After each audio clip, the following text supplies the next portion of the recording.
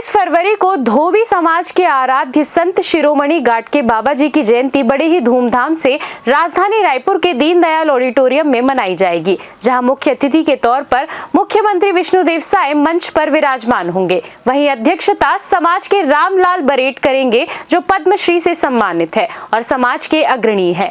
इस आयोजन में प्रदेश से धोबी समाज के 5000 से अधिक लोग सम्मिलित होकर हर्षोल्लास के साथ संत बाबा गाडगे जी का जन्मोत्सव मनाएंगे। राष्ट्र संत शिरोमणि गाडगे बाबा की 150वीं जयंती है। इस अवसर पर राजधानी रायपुर के दीनदयाल ऑडिटोरियम में भव्य आयोजन समाज द्वारा किया जा रहा है, जहां संत का संदेश था कि स्वच्छता और शिक्षा हर एक समाज में होनी चाहिए। संत शिरोमणि गाडगे बाबा द्वारा स्वच्छता शिक्षा पर अहम योगदान दिया गया।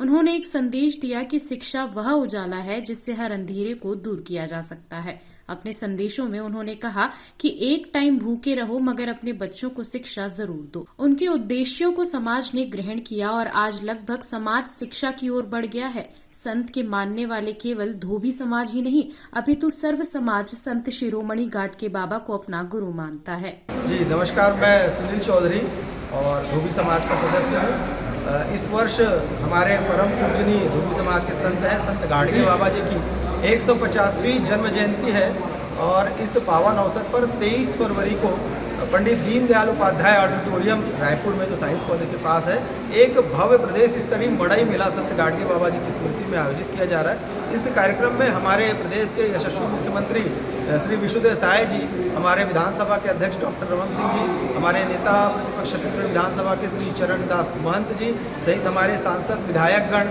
और हमारे समाज के पद्मश्री सम्मान से सम्मानित पंडित रामलाल बरेट जी की अध्यक्षता में यह कार्यक्रम आयोजित होगा। इस कार्यक्रम में हमारे समाज के युवक युवतियों का परिचय सम्मेलन भी है, सांस्कृतिक कार्यक्रम का भी आयोजन है और साथ ही साथ संत गाडगे बाबा जी के जो वंशज हैं उनको भी हमने आमंत्रित किया है। गाडगे बाबा जी के विचार हैं कि आप अपने घर के बर्तन बेच दो, आप एक समय कम खाओ लेकिन अपने बच्चों को शिक्षित करो। समाज में स्वच्छता जो है बहुत आवश्यक है, तो स्वच्छता को बनाए रखें और समरसता का, सामाजिक समरसता का उन्होंने संदेश दिया। महात्मा गांधी जी, डॉक्टर बाबा साहब भीमराव अम्बेडकर जी, इन सारों के साथ स्वच्छता के विषय को लेकर के लगातार उनका संवाद होता था और चूँकि हमारे समाज के संत हैं इसको लेकर के भव्य कार्यक्रम है।